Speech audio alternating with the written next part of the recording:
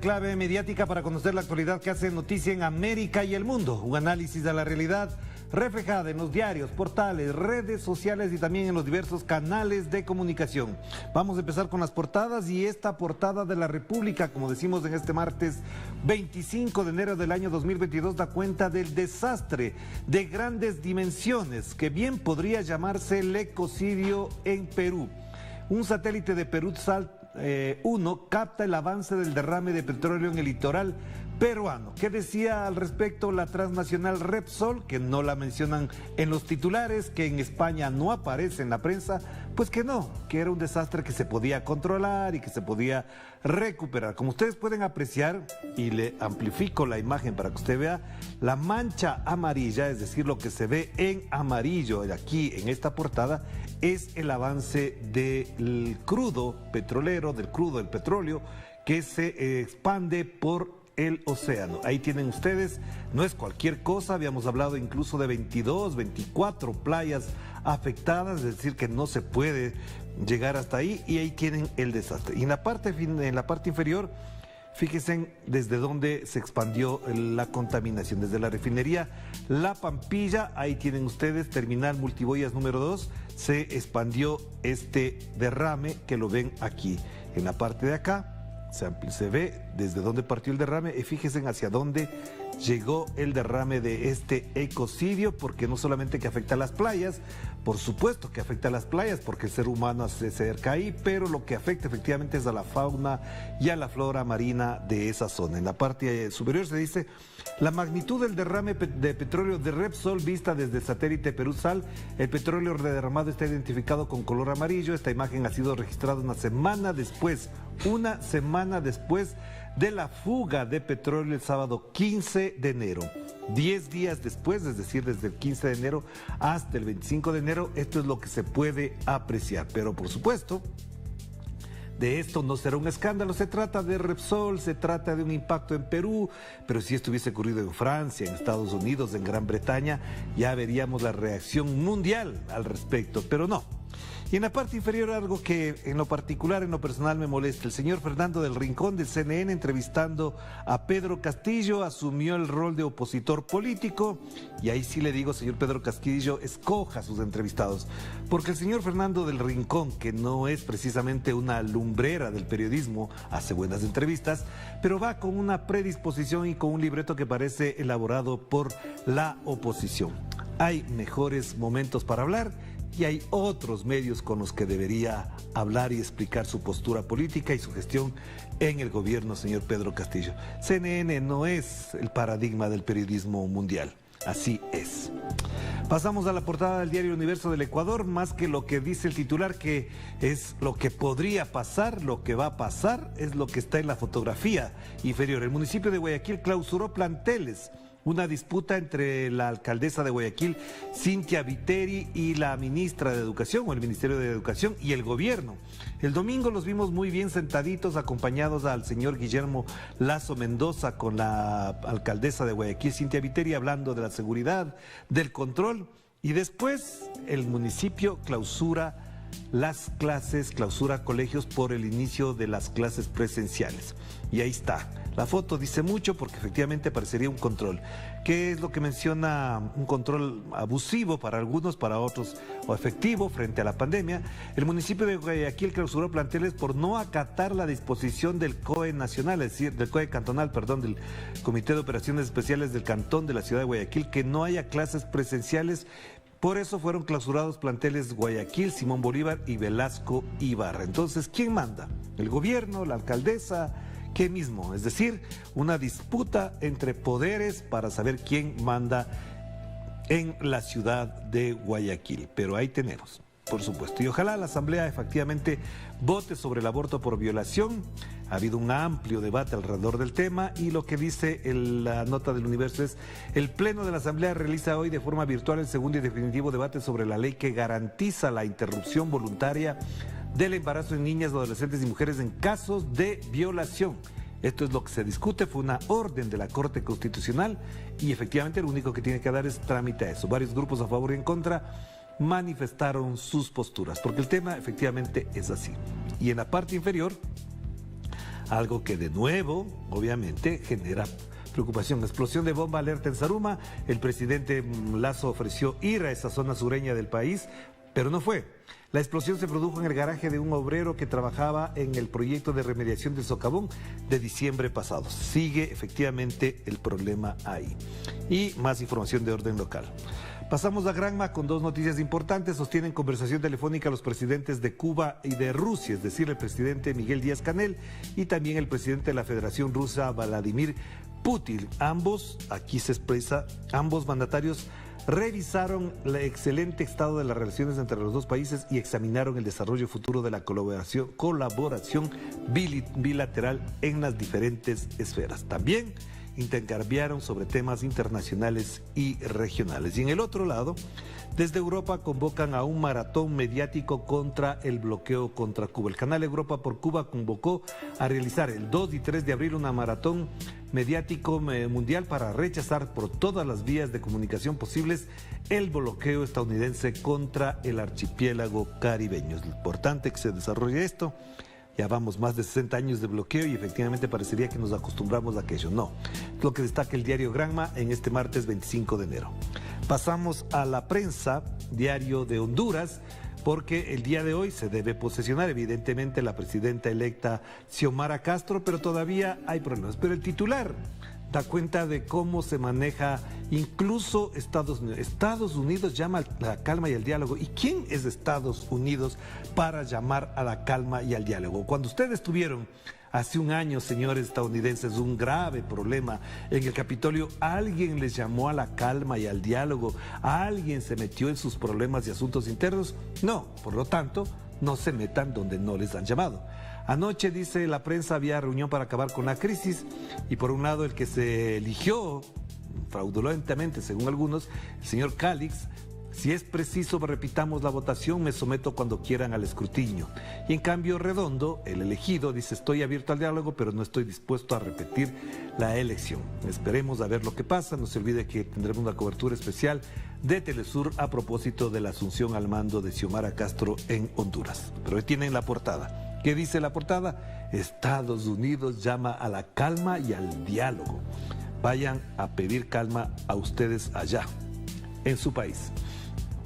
El ABC de España, obviamente la foto que ha dado la vuelta al mundo. Biden planea el envío de 5.000 soldados a Europa del Este. La Unión Europea manda una misión militar de adiestramiento a Kiev y Macron promueve una reunión en París entre Rusia, Ucrania, Alemania y Francia, que parecería que es lo más sensato, reunirse, hablar, conversar, resolver las supuestas diferencias, pero en base a la información, no a las fake news, no a los reportajes de ciertos medios de comunicación aliados a la OTAN, sino sobre la base de la realidad, porque lo que está en juego no es siquiera la permanencia de un país en la OTAN o de una hegemonía política, sino la vida de millones de seres humanos. ¿Por qué? Por el afán de sacarse todas esas bombas que tienen almacenadas los grupos empresariales de fabricación de aparatos de muerte, de destrucción masiva. Se quieren sacar de eso y se inventan unas guerras estúpidas, como dijo alguien en su momento. Y en la parte inferior, sí quiero destacar lo que el ABC dice. Iglesias agita el no a la guerra. Se refiere a Pablo Iglesias, líder de Podemos, que evidentemente dejó de ser el dirigente máximo de su organización. Pero ¿qué dice el ABC? Pablo Iglesias agita el no a la guerra contra Sánchez, contra Pedro Sánchez, el primer ministro de España, para recuperar el protagonismo perdido por Podemos. El no a la guerra es para recuperar protagonismo. El no a la guerra es de cualquier ser humano decente, consciente, sensato y pacifista, humanista. Sus antiguos socios del gobierno lo achacan a que tiene mucho tiempo libre y ninguna responsabilidad, y la vicepresidenta Yolanda Díaz guarda silencio. Claro que tiene mucho tiempo libre, si ya no es vicepresidente. Es decir, parecería que este diario o no entiende la realidad o quiere seguir estigmatizando a un ciudadano, a un líder, a un pensador político que efectivamente tiene una postura. Pero no tiene tiempo. Claro que tiene tiempo, por supuesto, si ya no es vicepresidente. Tiene todo el tiempo del mundo como tienen los analistas para leer, para estudiar, para poner sus tesis. Pero cuando lo colocan en la portada es que ya algo les preocupa a los señores del diario monarquista ABC.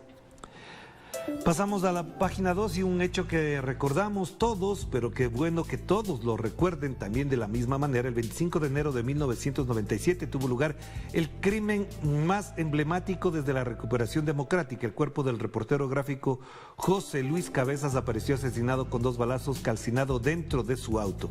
En ese momento se puso en marcha el reclamo de justicia y memoria que hoy se repetirá en los actos programados en su homenaje. Ahí tienen la fotografía de José Luis Cabezas, y lo destaca Página 12 en la jornada del día de hoy. Qué bueno que lo destaque Página 12 porque efectivamente parecería que pasó un año más de aquel crimen que incluso hasta ahora, si no me equivoco, no ha sido resuelto a plenitud y no se sabe a cabalidad qué mismo pasó. Bueno, los hechos sí, pero los responsables no.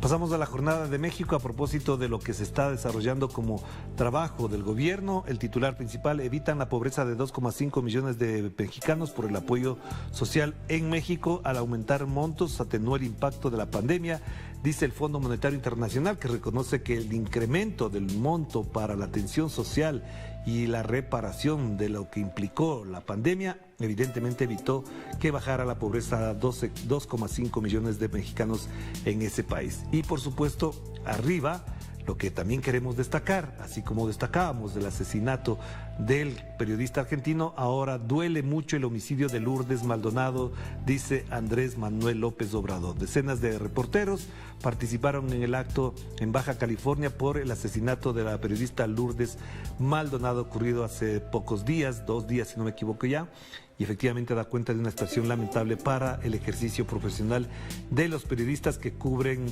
estos momentos y estos actos de violencia criminal, de narcotráfico, y que no les perdonan estos criminales por contar la verdad. Ahí tienen ustedes, duele mucho el homicidio de Lourdes Maldonado, dice Andrés Manuel López Obrador.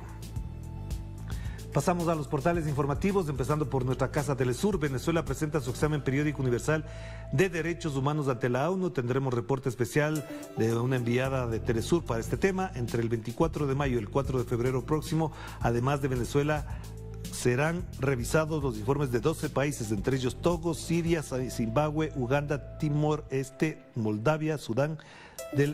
Sudán también se encuentra ahí. Ahí tienen la fotografía. Y ahora, en el costado derecho, si usted quiere informarse más, conozca a Xiomara Castro, la primera presidenta de Honduras, que hoy se posesiona en ese país centroamericano. Lo que no dejamos de destacar, el número de contagios en el mundo a propósito de esta nueva ola intensa que vive el planeta. 355 millones de contagiados en el mundo, 5.624.000 fallecidos en nuestro planeta, y en América Latina 55 millones de contagios y fallecidos 1.578.000. Estados Unidos, como decíamos, rebasó la cifra de los 70 millones, se encuentra ya en 72.958.000. Es decir que mañana, si volvemos por acá, tendremos más de 73 millones de contagios en Estados Unidos, mientras que la cifra de fallecidos no se incrementa en la misma proporción, por supuesto, gracias a las vacunas, 891.000 fallecidos en Estados Unidos. Vamos cerrando con más portales informativos. Radio Francia Internacional: Burkina se estaba muriendo, los militares vinieron a salvarla. Es a propósito de este golpe que ocurrió ahí, y siguen ocurriendo golpes de Estado, golpes militares, desestabilización en algunos países de Asia y de África. Y esto debería ser motivo para un análisis, por ejemplo, en nuestro programa En Clave Política. Y aquí la frase del señor Biden. Biden asegura que hay una unidad total de los occidentales frente a Rusia. ¿Unidad total? ¿Por qué habla de eso? Sí, por supuesto, el señor, por ejemplo, Emmanuel Macron de Francia les pidió resolver el problema pacíficamente y reunirse con los representantes de Ucrania, de Gran Bretaña, de Rusia para esto. Así que esa frase le quedó un poquito floja, o por lo menos un poquito mentirosa, señor Joe Biden. Ocúpese de sus asuntos internos, que tiene demasiados. Y además, la famosa frase que ayer circuló al referirse a una periodista. No se olviden de eso, lo veremos quizás en el segundo bloque. Y vamos cerrando con Europa Press. Biden preside una reunión con líderes europeos y la OTAN para abordar la escalada de tensión en Ucrania. La escalada que ustedes, señores de la OTAN y señor Biden, protagonizaron, promovieron y estimularon, ¿para qué? Como ya hemos dicho, en lo de fondo, y lo asumo personalmente, para saciar la venta de material bélico acumulado, porque como no hay guerras en el mundo, tienen que inventarse una guerra para sacarse todo ese material y no les importa si eso cuesta vidas, cuesta la economía de países y por supuesto para el beneficio de los socios que apoyan a estos líderes europeos. Y ahí lo que decía, Macron y Putin mantendrán esta semana una conversación telefónica para abordar las tensiones en Ucrania. Esa es la vía, el diálogo, la pacificación, por supuesto. La agencia española EFE, la corrupción enquistada en Latinoamérica avanza en Centroamérica según Transparencia Internacional, pero la corrupción enquistada no es solamente porque hay unos pueblos y unos liderazgos malos, es que hay negocios, hay mucha plata acumulada que no se redistribuye adecuadamente y que busca las vías de la corrupción. Este análisis de Transparencia Internacional se queda corto frente al análisis de las causas, porque siempre van a tener la misma matriz para aquello. Cerramos entonces con noticias de América Latina y el Caribe. Lo que mencionábamos, el equipo de la ONU llega a Perú para ayudar a reducir daños por el derrame de petróleo de Repsol, así con nombre y apellido. Repsol, la empresa transnacional española, lo destaca Noticias de América Latina y el Caribe Nodal. Así hay que poner los titulares porque parecería que hay ya un lobby o un movimiento de la empresa para evitar que sus nombres, sus siglas o lo que sea salga en los titulares. Y por supuesto acá, lo de Honduras, nombran 2 presidentes del Congreso en sesiones paralelas a días de la Asunción. Esto ya parece que está un poquito atrasado de parte de Nodal. Y ahí cerramos esta primera parte, nos vamos a nuestra primera pausa y enseguida volvemos con más de Enclave Mediático.